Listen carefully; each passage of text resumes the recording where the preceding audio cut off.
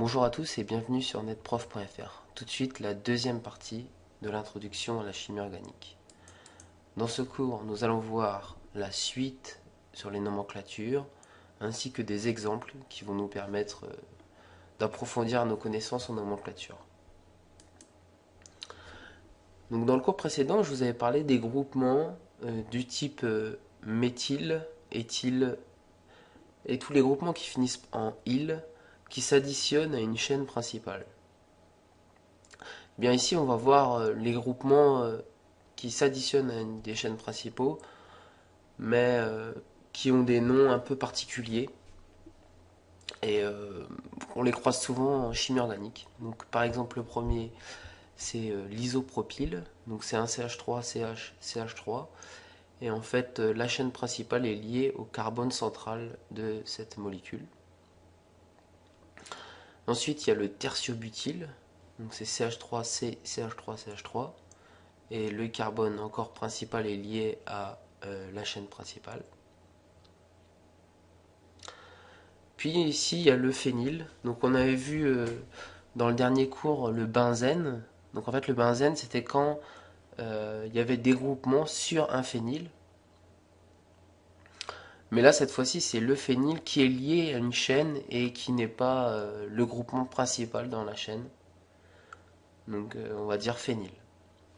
Et il y a aussi CH2 double liaison CH, le vinyle. Donc c'est exactement pareil que les anciens CD. Donc voilà, donc ces groupements-là, ils sont assez fréquents en chimie organique et c'est bien de les connaître puisqu'on risque de les croiser souvent.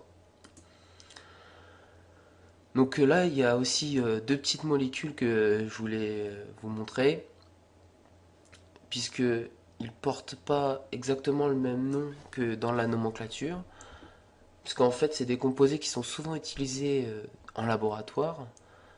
Donc les chimistes, pour simplifier la nomenclature, ont décidé de changer quelques noms. En fait, c'est comme un nom courant, un pseudonyme pour les molécules. Donc la plus connue, c'est l'acétone. Donc en nomenclature, ça ferait la propanone. Et l'acétone, c'est très utilisé en laboratoire, par exemple pour nettoyer la verrerie, etc. Et ici, il y a aussi le toluène. Donc ça, ces deux molécules-là, c'est bien de les connaître. Donc tout de suite, on va passer à des exemples pour terminer ce cours sur la nomenclature. Donc je vous invite à mettre en pause la vidéo et d'essayer de chercher par vous-même par rapport au premier cours, au tableau qu'on avait vu, pour retrouver le nom de ces molécules. Donc voilà. Sinon, je vais passer à la correction directement. Alors, dans la correction, je me suis permis de mettre des couleurs pour bien mettre en avant tout ce qu'il y a à remarquer dans une molécule. Donc, je vous conseille d'avoir une certaine méthodologie pour donner des noms, euh, c'est-à-dire trouver la fonction principale, trouver la chaîne principale, les ramifications, c'est-à-dire les choses qui ne sont pas dans la chaîne principale. Donc là, par exemple, j'avais choisi de mettre en rouge la chaîne principale, de mettre en bleu les fonctions et de mettre en vert les ramifications. Donc là, pour la première molécule, euh, on a quoi comme fonction? On a l'acide carboxylique et on a le groupement benzène. Mais là, ce groupement benzène, en fait, j'aurais dû même le mettre en vert. C'est pas un groupement principal ici, ça va être l'acide carboxylique. Donc on a une chaîne à 3 carbones, donc propane, et le groupement aromatique qui est placé en 1, 2, 3, troisième position, donc c'est l'acide 3-phénylpropanoïque.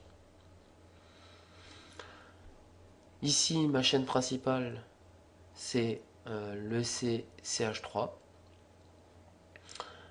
La fonction principale, c'est OH. Donc ici, ça ferait en nomenclature, c'est le 1 diméthyle. Donc là, on dit di parce il y a deux méthyles, 3 tri, etc. donc diméthyléthanol. Ou, comme on a vu précédemment, on pourrait dire le tertiobutanol. Puisqu'on peut remarquer qu'ici, il y a le tertiobutyle. C'est CH3, C, CH3, CH3. Voilà. Donc on pourrait donner ces deux noms-là, ça serait valable.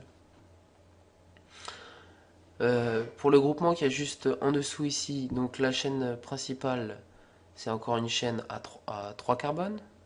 La fonction principale, c'est NH2, c'est-à-dire une amine. Et ici, donc, on a deux ramifications de méthyle. Donc ça va donner le 1,2 diméthyl propane 1-amine. Ici, la fonction principale, eh bien, c'est la fonction alcyne. Et en fait, donc les chlores deviennent des ramifications. Une fois qu'on a décidé décidé par rapport au tableau quelle serait la fonction principale, les fonctions secondaires deviennent en quelque sorte des ramifications. Donc ici, on aurait encore, donc il y a 3 carbones. Donc ici, on aurait le 3,3 trichloro, parce que ici c'est le premier carbone, deuxième, troisième, donc 3,3 trichloro, propane 1-in. Voilà. Donc j'espère que vous allez mieux arriver à nommer les molécules en chimie organique, et on se retrouve pour d'autres cours sur la chimie organique. À bientôt.